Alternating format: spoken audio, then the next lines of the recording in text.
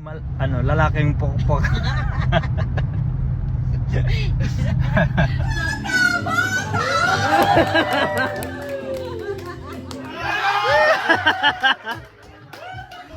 Dito na kami sa Amerika, halos 1 year na, tapos wala pa kami binlog. Kaya parang ewan naman, 'di ba? Kasi meron naman tayo ng 600 viewers. Tapos natatampo na sila sa atin. Kaya nag-vlog na kami. Ngayon pumunta kami sa may Filipino festival. Masaya naman. Madaming Filipino, malamang, 'di ba? Filipinong festival ngayon, 'di ba?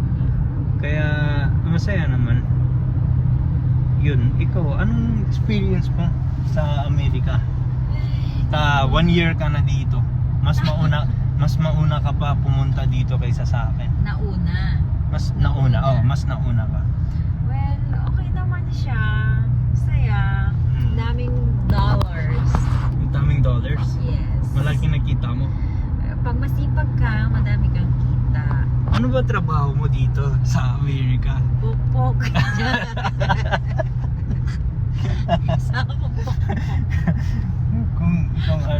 Kung masipag ka, Madami kang kita.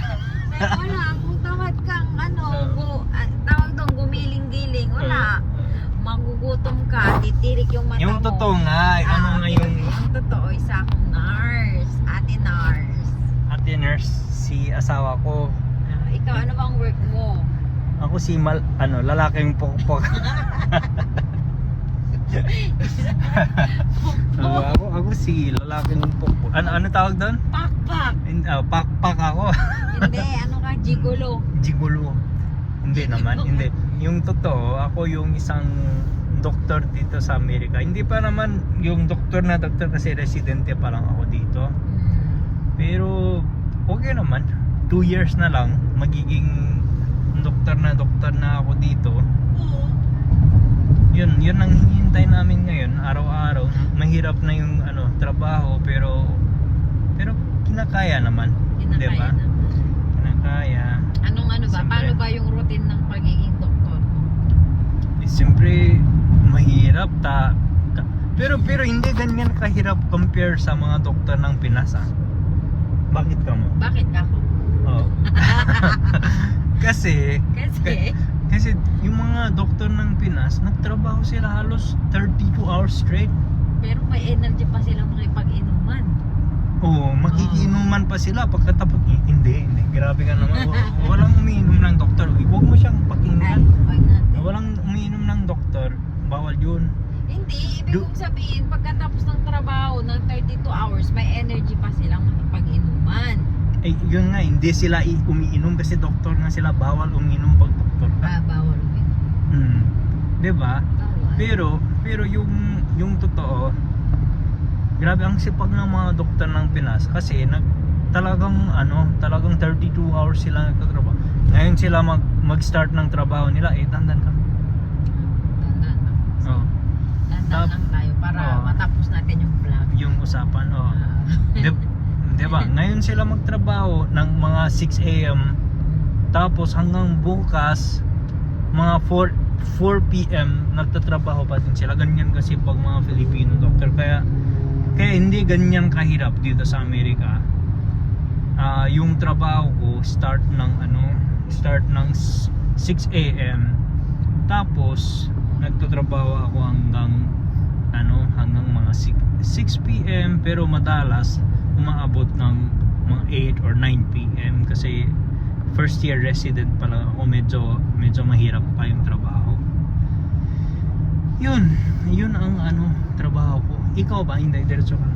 Hindi, ako trabaho ko 7 to 7. So, mag-start siya ng 7 ng umaga. Matatapos ng 7 ng gabi. Pero walang shifting. Kapag morning shift lang ang pinili mo, morning shift ka forever. Unless pipiliin mo na mag night shift. Pero ako, I prefer day shift. Mas mahirap yung trabaho ng morning kasi lahat ng trabaho nasa umaga. umaga. Mm-mm. Paggabi, tulog naman yung mga patient, di ba? Pero emergency room kasi. Mm. So, ayun. Emergency room nurse kasi siya. So yun ang ano. Pero talking about fun things, Fun things. work aside, okay naman pag may pamilya ka, pag may mga alam mo, mga kaibigan ka na ano, kabonding mo, okay naman yung buhay dito. Hindi, pero sigurado hindi ganyan ka masaya compared sa bansa mo, kahit Philippines o kahit Nepal. 'Di ba? Yes.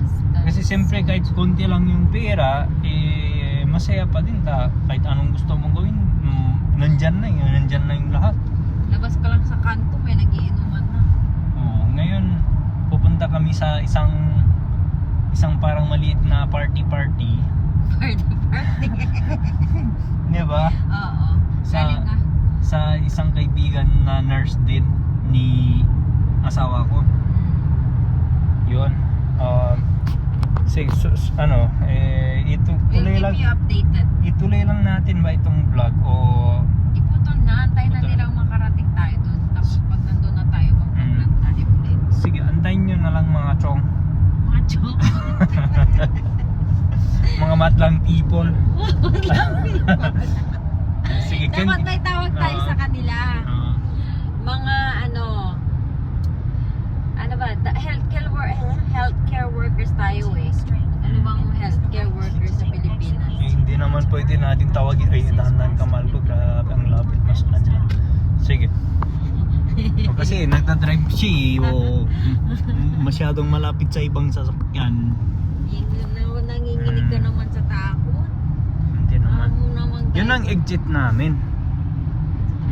Lockyer Randallstown. Alright guys, so we are going to see you later once we are in our friend's house. Thank you for listening to our nonsense. Bye bye. See you later. Bye. Nick, kamustahin mo mga followers Hello natin? po mga followers namin. Nakakasayaw po kami ngayon dito. Oo. Kasalukuyan po siyang kumakanta. Backup list. Hindi ka nila narinig. Sige, ngayon. Ulitin. Oo, ulitin. Hello po sa mga followers namin dyan. Nagkakasiyahan po kami ngayon. Kasalukuyan po kami nagbibideo. Okay. Sige, cheers.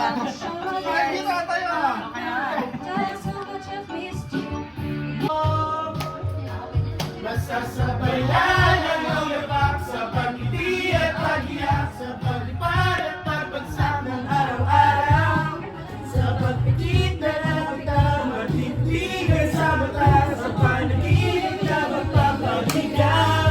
Kamusta ka na?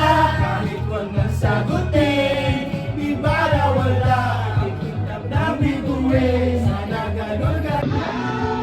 Never wanna say goodbye, but God, you make it hard to be faithful.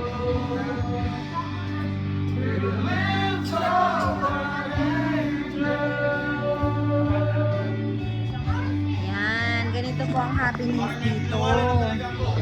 Ganyan. Ay, ganito pala. Yan.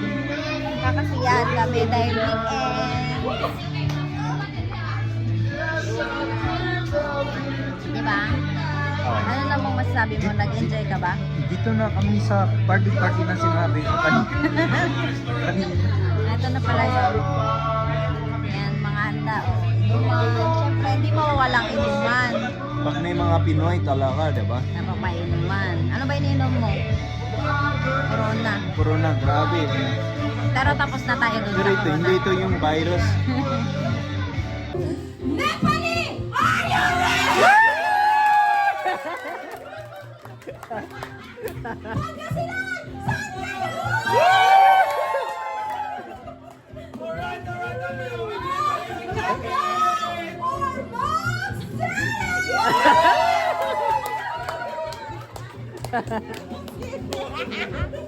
Hindi mo nakalimutan ang kaya unang kakabata!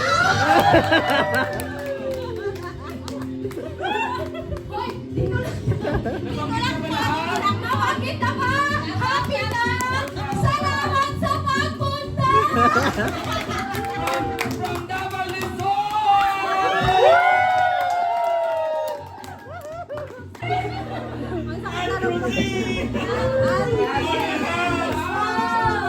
Sino dito ang pinakamaingay? Say hey! Hey! Hey! Hey! Dito sa kabila, mahina!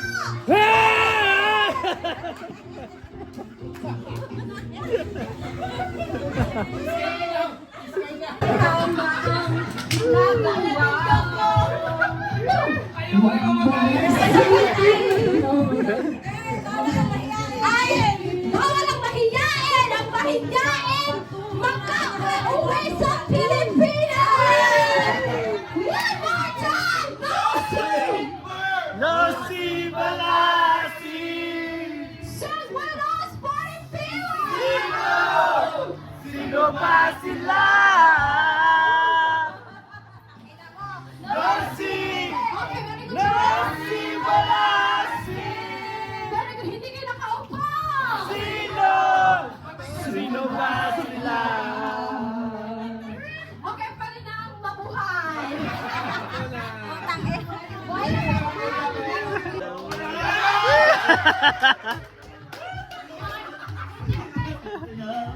No more walking down my head down. I'm so over you, crying over you, and I'm so sick of love songs. So tired of you, so dirty. You were still.